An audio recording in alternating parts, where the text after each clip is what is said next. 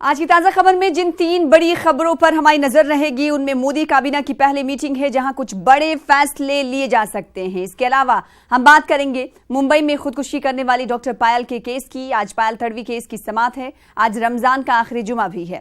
जुमे की नमाज की तैयारियां जारी हैं।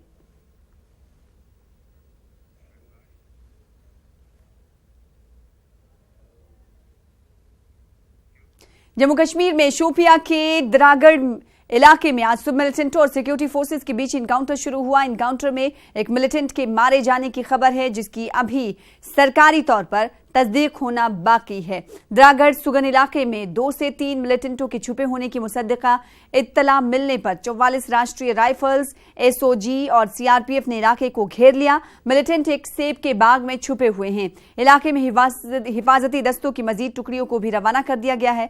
आखिरी इत्तलात मिलने तक गोलियों का तबादला रुक गया था।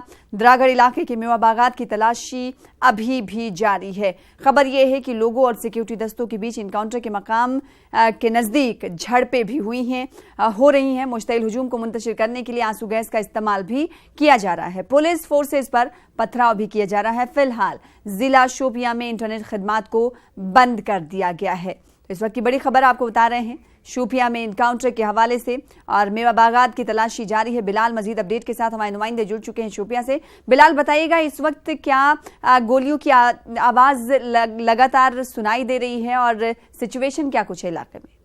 देखिए सना, बुध के रोज पिंजौरा शोपियान में मिलिटेंट सिक्योरिटी फोर्सेस को जो मुहासरा तोड़ने में जो कामयाब हुए थे उसके बाद फोर्सेस ने शोपियान में मिलिटेंटों के खिलाफ की कार्रवाइयां अमल में लाई।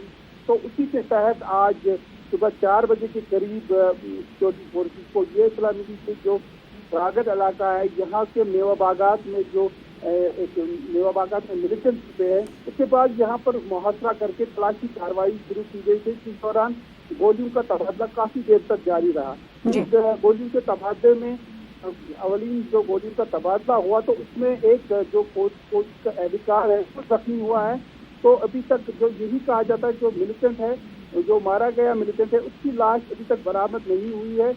ये ऑपरेशन जो है ये रिहायशी इलाकों के मुनासबत काफी मुश्किल है सिक्योरिटी फोर्सेस के लिए। जो मेवा बागात है आज के सीजन में इनमें घास भी काफी लंबी होती है और दरख्त भी काफी घने हैं, इसलिए सिक्योरिटी फोर्सेस को तलाशी कार्रवाई करने में काफी मुश्किलात भी पेश आ रहे हैं।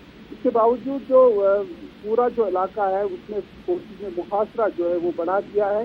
गोलियों का तबादला अभी रुक के चल रहा है। ताहम जो मिलिटेंट है इस इलाके में छुपे हैं जो मेवा बागात में, उनकी तलाश जारी है, वो अभी तक नजर नहीं आ रहे हैं। झड़पें होने की भी खबरें हैं बिलाल। कहा जा रहा है कि रिहायशी इलाकों के लोग जो है बाहर निकल आए हैं, उन्हें मुश्तइल करने के लिए फौज की जानिब से क्या कुछ किया जा रहा है और साथ ही साथ क्या अभी सरकारी तौर पर इस बात की तस्दीक कर दी गई कि जो मिलिटेंट मारा गया है उसका नाम क्या है? इस ताल्लुक से कुछ देखिए, सिक्योरिटी फोर्सेस से पहले ये बताया कि जो गोलियों का तबादला हुआ उसमें एक मिलिटेंट जो है वो गोलियों की जरिए वो हलाक हुआ। ताहम अभी तक इस मिलिटेंट की डेड बॉडी जो है वो रिकवर नहीं हुई है पूरी तरह, इसको इसकी शिनाख्त नहीं हुई है। रहा सवाल जो आस-पास के इलाके जो है वो मुस्तैल हुजूम जो है वो आ रहा है और एनकाउंटर साइट की तरफ आने की कोशिश की जा रही है। उनको मुंतशिर करने के लिए पुलिस और सीआरपीएफ की टुकड़ी को तैनात किया गया और उनको मुंतशिर किया जा रहा है। उनके आंसू गैस के गोले दागे जा रहे हैं। कोशिश की जा रही है कि कोलेटरल डैमेज ना हो। जैसे पिंजौरा में एक सिविलियन कैजुअल्टी हुई थी, यहाँ पर कोशिश की जा रही है कि कोई कैजुअल्टी ना हो। जी, तो एक मिलिटेंट के हलाक होने की खबर है, हालांकि इसकी तस्दीक अभी तक नहीं हुई। इलाके में हालात कशीदा बने हुए हैं और मुश्तइल अफराद को मुंतशिर करने की फौज की जानिब से लगातार कोशिश भी की जा रही है क्योंकि झड़पें एनकाउंटर साइट पर जारी है। बेहद शुक्रिया हमारे साथ बिलाल जुड़ने के लिए, अपडेट फराहम करने की।